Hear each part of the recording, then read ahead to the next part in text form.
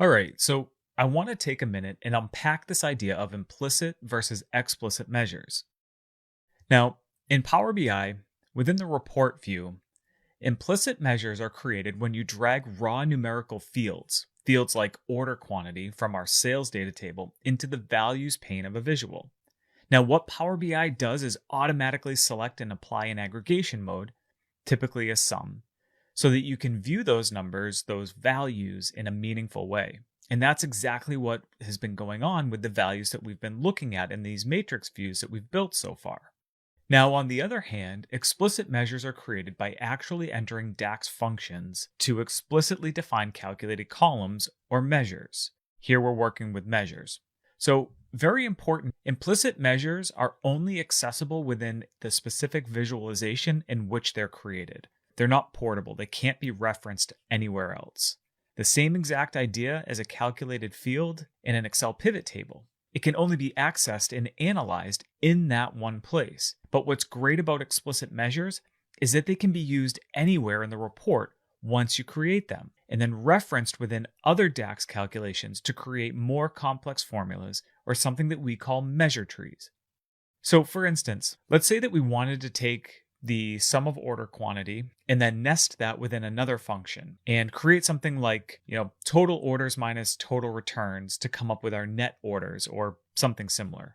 So what we would have to do in order to derive that value is actually create explicit measures for each of those components and then nest them together to create that net orders value.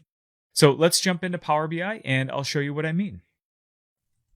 All right, so we're back in Power BI, right where we left off. And in this matrix, we're looking at the sum of order quantity and the sum of return quantity by the start of year, right? And if we look at the actual details here, you can see that our default aggregation mode is sum for both of these. And that's kind of the standard or the default behavior when you drag in a numerical field like this. So for the sake of this example, let's get rid of our return quantity. And I want to create a proper explicit measure that captures the same idea, the same sum of order quantity, but then I want to be able to use it and access that sum in other measures and calculations down the line. So there are a few different ways that you can start to add new measures. And the method that you use really dictates where the new measure that you create initially lives. So number one, we could come up here and create a new measure directly from the Home tab. There's some other places like the Modeling tab that you can also create a new measure from. And when you use this method, what ends up happening is Power BI creates a record or this new measure within the first table contained within your model, right? So here we've got the calendar lookup table, right? And because we're looking at something like the sum of order quantity, it's not really associated with our calendar lookup. It's better suited to live in our sales data table. So let's just click out. And from here, if we click on the sales data table, right, you can see that we get a contextual menu here. All right, I'm going to expand this just so we can see what's going on. Right, but we get these table tool menus, right? And we can do things like create a new table, new columns, add a new measure or a quick measure. So when we click add new measure from within the sales data table tools, our new measure is now added to that sales table. If we didn't want to do that way, you could also right click on the sales data table and you have those same kind of menu options, right? New measure, new column, new quick measure, right? So again, we want to create that new measure within the sales data table. So for this measure, we're going to define this as order quantity equals, and then again, shift and enter, we're going to return down a line. And from here, this is just going to be a simple sum. And the sum function has one argument. It's just a column name. Hit shift and enter to return down a line. And from here, we can start typing in either the table name first to access all of the records within that table. You can see here that we start typing in sales and we have our sales data table. And then you have specific columns that you can access within each of these tables. And because we want to look at the order quantity, we can select the order quantity directly from the table, turn down another line, and close our parentheses. So we'll hit enter to lock that in. The other thing that I like to do whenever I create a brand new measure is make sure that it is formatted the way that I want. So again, this is going to be a whole number. and then I want to add in a comma here. The other thing that you'll note from this view as well, right? We're on the Measure Tools contextual menu because we have a measure selected. If I clicked on this column, our menu options change because we're no longer selecting a measure. So we'll jump back to that measure. You can change the table from this view where it lives.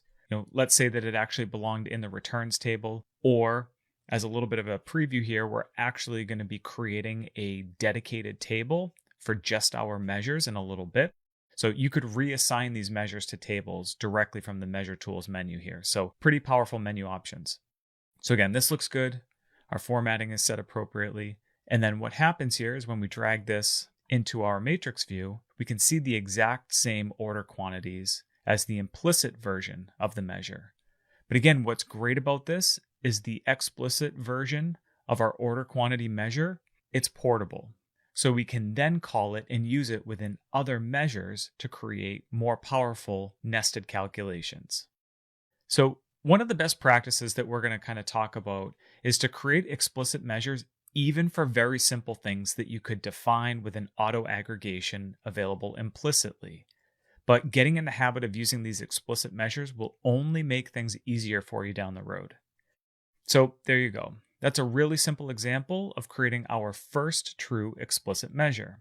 One other thing that you'll notice here before we move on is that within the sales data table here, you've got these icons next to each of these fields.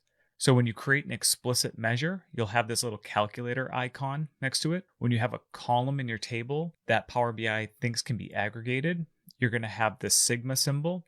And then if you remember the quantity type column that we defined, right? So you've got this little table icon with an FX symbol that signifies that it's a calculated column.